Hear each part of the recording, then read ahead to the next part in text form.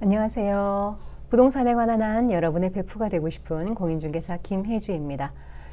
오늘은 고가주택 양도세 한번 계산을 해보려고 합니다. 지금 양도세 시리즈 차례대로 이제 공부를 하고 있는데, 고가주택 양도세가 생각보다 좀 헷갈려요. 그 과세되는 양도 차익을 계산하는 것이, 그걸 이제 풀어서 써놓거나 아니면 계산식으로 써놓으면 잘 이해가 안 가거든요. 그래서 제가 오늘 그림으로 잘 풀어서 이해하시기 쉽게 한번 정리를 해드리고, 한번 고가주택 양도세에 관한 모든 것, 장기보유 특별공제까지 해서 한번 정리를 해드리려고 합니다. 같이 한번 계산을 해보세요.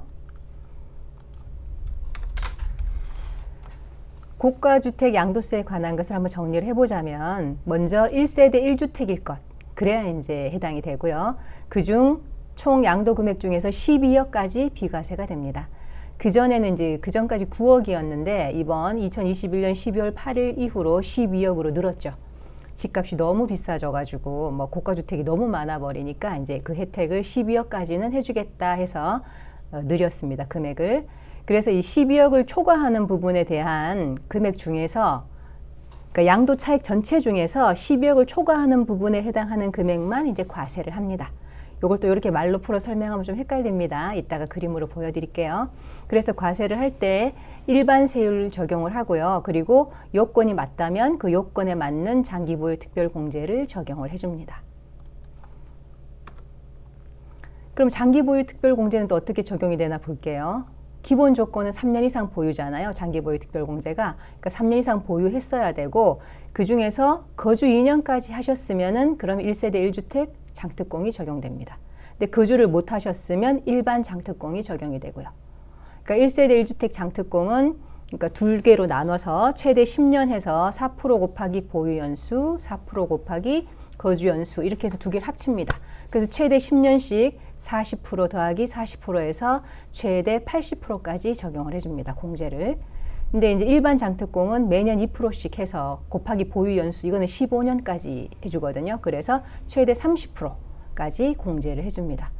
근데 이제 언뜻 들으시기에, 아니 1세대 1주택 비과세인데 거주를 당연히 했지 않았을까? 이렇게 이제 생각하시기가 쉬운데, 그 1세대 1주택 거주요건 붙는 것이 조정지역에 2017년 8.2 대책 이후로 붙었거든요. 그 이전에 사셨던 주택이거나 아니면 비조정지역에 있는 주택은 거주 요건이 없어요. 1주택 그 비과세, 1세대 1주택 비과세 할 때 보유 2년만 하면 되거든요. 그러니까 그런 분들은 보유 2년만 해서 1세대 1주택 비과세를 받을 수는 있는데, 장기 보유 특별공제를 1세대 1주택 장특공으로 받으려면 거주 2년이 필요한 거예요. 그러니까 그런 분들은 거주를 안 하신 분들이 되니까 12억까지는 비과세를 받을 수가 있고, 1세대 1주택 비과세를 그 넘는 금액에 대해서는 일반 장특공을 받을 수가 있겠죠. 그런 분은. 이해하셨죠? 예, 그러니까 1세대 1주택 그냥 비과세와 장특공 적용되는 또 1세대 1주택 장특공 그 조건하고는 다른 거예요. 그렇게. 이렇게 적용이 됩니다. 그러면 이제 과세되는 양도 차익이 어떻게 될까를 계산 한번 예로 들어서 설명을 해볼게요. 양도 차익 15억 원이었고 취득가액은 10억 원이었어요. 그러면 양도 차익이 5억이 나왔겠죠? 이 5억 중에서 5억을 두 가지로 나누는 거예요. 비과세분과 과세분으로 나눠요. 그러니까 5억 중에서 비과세분, 그 12억 분에 해당하는 것은 4억이고, 5억 중에서 과세분 3억, 남은 3억에 해당하는 건 1억이에요. 그러니까 요 4억은 비과세가 되고 요 1억에 대해서 이제 과세가 되는 거죠. 이것도 말로 풀어놓으니까 좀 헷갈려서 그림으로 한번 보여드리겠습니다.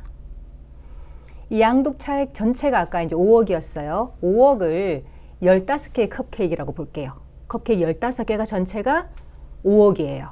5억이면 아까 이제 양도 가액이 15억이라서 제가 15개로 한 거예요. 15개 중에서 이 12개에 해당하는 부분, 요 12개에 해당하는 부분은 비과세인 거예요. 5억 중에서. 근데 나머지 요 3개에 해당하는 부분, 요것만 과세를 시키는 거죠. 요게 아까 계산으로 나눠보니까 요 12개에 해당하는 부분이 4억이었고, 요 3개에 해당하는 부분이 1억이었죠. 그러니까 요 1억만 과세가 되는 거예요. 그러니까 말로 풀어놓으니까 조금 더 헷갈리는데 그림으로 보시니까 좀 쉽죠. 그러니까 양도 차익 전체를 12개 부분과 12억 부분과 그 나머지 부분으로 나눠서 12억에 해당하는 부분은 비과세로 그냥 봐주고, 요 그 차액 그 넘는 12억 넘는 금액에 해당하는 부분만 과세를 하는 거예요. 또 샘플로 한번 계산을 해보겠습니다. 이게 이제 국세청에서 월간 질이라고 매월 발간하는 건데 여기 이번 달에 이게 나왔더라고요. 고가주택 계산하는 법이. 그래서 제가 국세청 자료가 제일 믿을만 하니까 그걸 갖고 왔습니다.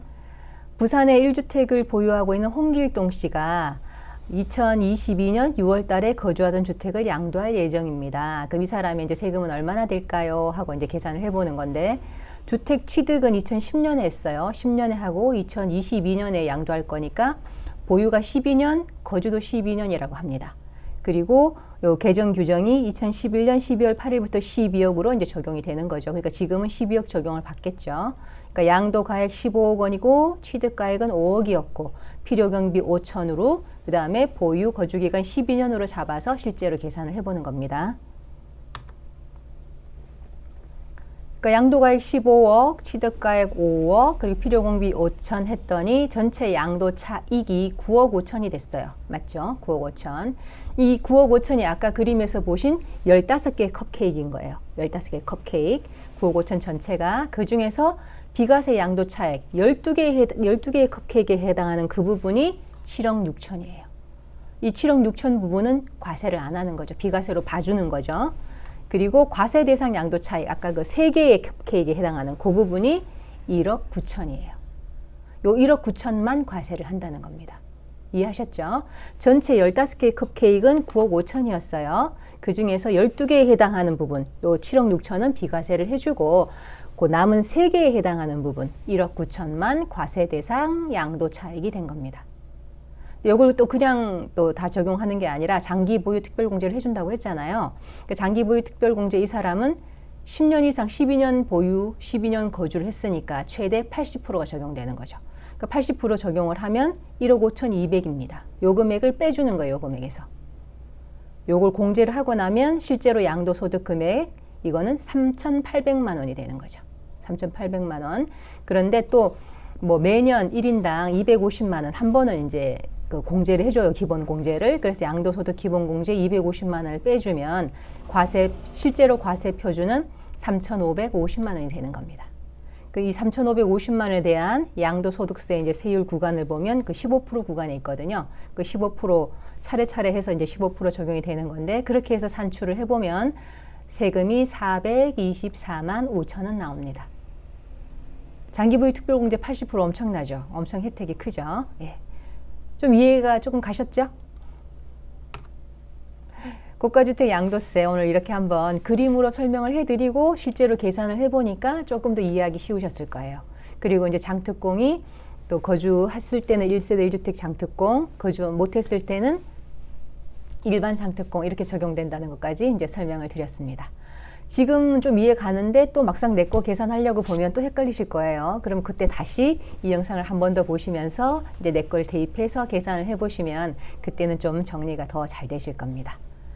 예, 오늘 영상이 고가주택 양도세 궁금하셨던 분들에게는 도움이 되셨으면 좋겠고요. 도움이 되신다면 구독과 좋아요 부탁드립니다.